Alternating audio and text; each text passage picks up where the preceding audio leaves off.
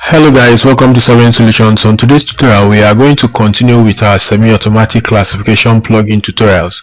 So on the previous tutorial we have been able to clip and then also mosaic the bands into the images, rather into the different bands, right? Good. So we have band 1 to 7 here.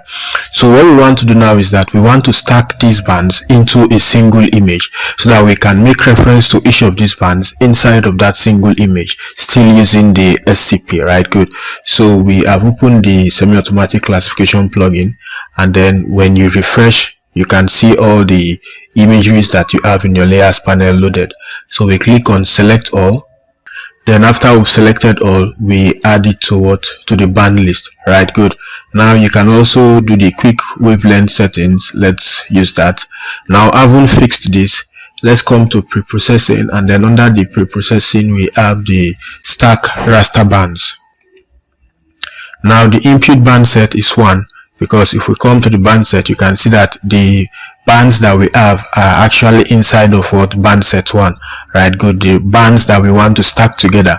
So we come back to the stack raster band. Since band 1 is selected, we click on run.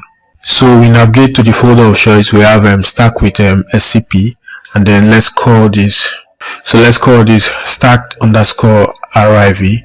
Then we click on save. So the process has commenced, and then you can see the writing file.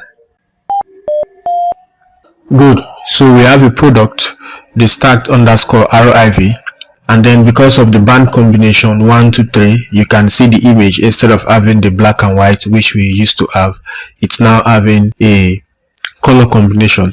So if we open to the properties and then come up to the symbology, the render type will be the multiband color, and then we can now assign different bands for the red, green and the blue. That's the RGB composite, right? Good. So if we have band maybe 2, maybe 3, 5, that's like an RGB composite. If we apply it, it's going to give us a different representation of the terrain, right? Good, based on this RGB composite. So if we go with maybe 4, 3, 2, that's another composite, and then we apply, it's going to give us another composite, right? Good. Another representation of the terrain rather.